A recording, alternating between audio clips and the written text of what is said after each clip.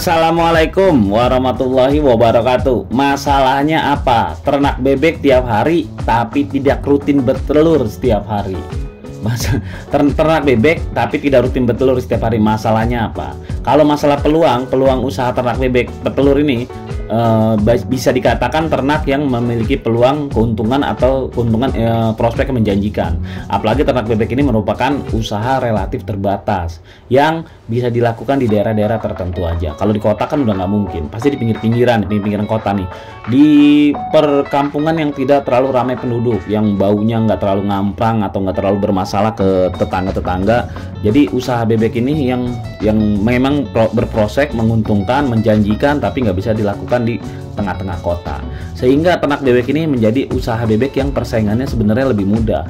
Nah, karena ternak bebek ini nggak bisa di tengah kota, jadi yang bisa melakukannya orang-orang tertentu aja, orang-orang yang memang familiar di pinggir kota, punya kerabat di pinggir kota, punya tanah atau rumah pinggir kota, atau memang orang yang tinggal di pinggir kota, bukan di tengah-tengah kota, sehingga ternak bebek ini menjadi usaha yang persaingannya bisa dikatakan sedikit lebih mudah lah. Nggak semua orang bisa ternak bebek kalau nggak di pinggir kota. Usaha ini jujur aja, walaupun usahanya harus jauh di pinggir kota gitu ya, tapi usaha ini usaha yang cukup mudah untuk dilakukan dan dipelajari. Apalagi ketika bebek sudah memasuki usia matang untuk bertelur, yaitu usia 5-6 bulan. Memang saat yang dinanti-nanti orang para peternak tuh, kalau udah bebek yang udah usia segitu, makin semangat dia. Sebenarnya untuk mendapatkan bebek usia 5 bulan itu ada alternatif sih, beli langsung bebek yang siap bertelur aja. Tapi intinya pemirsa, ini kita ngomong sesuai konten ya. Bebek usia 5 bulan, 6 bulan yang kita bahas nih, bebek usia 5 bulan, 6 bulan, anggapnya aja gini, kita sudah di luar kota nih, di pinggiran kota, kita sudah punya tempat, sudah punya kandang, bebek kita sudah usia 5-6 bulan ke atas. Cuma masalahnya bebek yang udah masuk wilayah ini nih, ya 5 bulan, 6 bulan, 7 bulan, 8 bulan, bertelurnya nggak rutin. Itu yang kita mau bahas sesuai konten ini nih. Jadi bebek yang udah masuk usia matang untuk bertelur tapi nggak kunjung bertelur. Nah, itu kan masalahnya di mana gitu. Sementara dia udah usia 5 bulan ke atas. Saat yang kita nanti perjuangan kita bikin kandang, ngasih makan semuanya, tapi kok belum bertelur juga. Apa penyebabnya? Nah, kita akan ulas di sini. Bebek yang nggak rutin bertelur setiap hari, permasalahannya tuh atau faktor yang mempengaruhi itu ada beberapa faktor. Saya sebut di sini 3 aja. 3 faktor yang membuat bebek tidak bertelur tiap hari.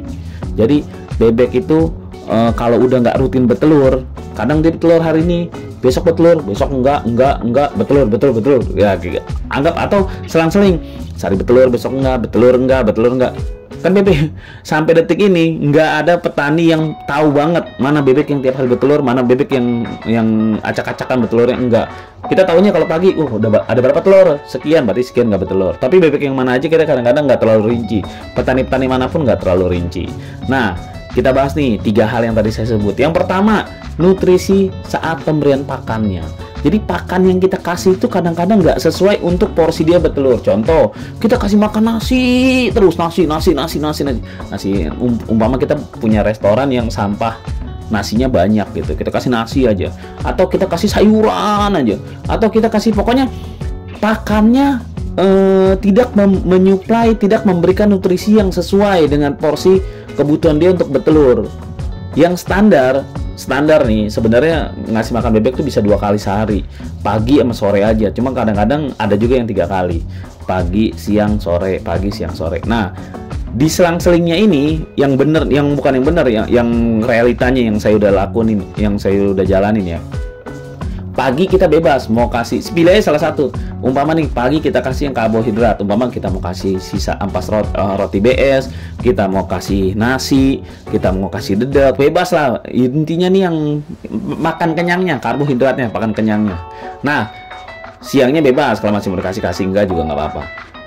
Sorenya kita kasih yang amisan. Amisan itu bisa dari jeroan ikan, usus ikan, bisa dari udang, pala udang, macam-macam lah, amisan pokoknya. Itu pakan yang bernutrisi tepat untuk dia bertelur. Kalau saat ini ya, yang menurut saya yang bisa bertelur ya kayak gitu. Jadi paginya yang pakan kenyangnya, sorenya yang amisannya, kayak gitulah. Jadi pakannya harus. Kalau ini enggak, pasti dia nggak bertelur.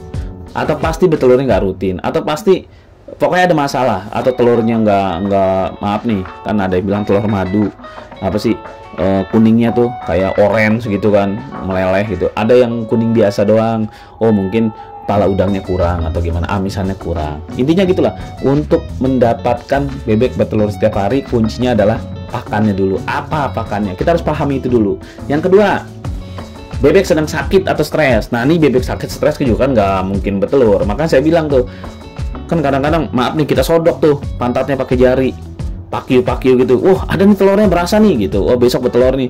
Oh ada berasa nih. Tapi kalau bebeknya lagi sakit, kadang-kadang telur tuh pecah di dalam perutnya itu, keluar jadi nya atau jadi pokoknya jadi nggak bertelur. Atau kadang-kadang karena dia sakit, dia nggak keluarin tuh telur, ditahan aja, dan besoknya baru bertelur. Berarti malam itu dia nggak ada telurnya. Intinya kalau bebek lagi stres, lagi sakit, itu juga nggak bertelur. Poin kedua, kalau bebek stres sakit itu biasanya umpama nih dia di tepi jalan, banyak orang sering klakson, ding ding, atau anak kecil rame sering wow naik, bebek lari sono lari sini, lari sono lari sini, itu bisa nggak bertelur rutin. Yang ketiga terakhir, biar cepet dah nggak buang waktu, mabung. Kalau mabung udah nggak ada obatnya dah. Mabung ganti bulu itu udah nggak ada obatnya. Itu sih semua bebek pasti mengalami fase seperti itu. Dia pasti masuk ke fase seperti itu. Jadi kalau saat itu bebek berhenti bertelur, ya memang nggak ada solusinya. Nggak ada lagi dari kita. Kalau tadi kan sakit masih bisa diobatin. Sakit jangan sampai sakit, kita cegah pakai vitamin. Makan bisa kita atur yang tepat. Itu yang 2 poin 1, poin 2 masih bisa olah-olah.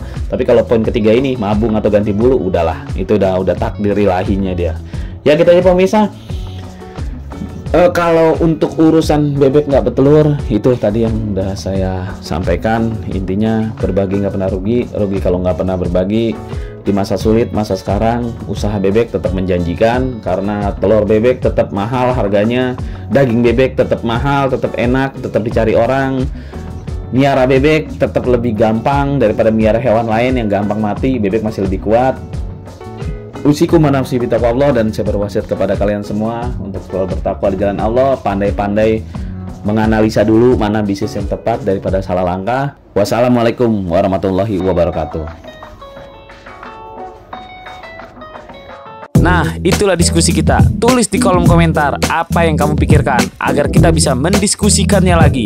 Yang belum subscribe, jangan lupa subscribe dan aktifkan lonceng agar channel ini terus terbangun dan kamu menjadi yang pertama mendapatkan pemberitahuan video untuk diskusi-diskusi kita yang lebih seru lagi.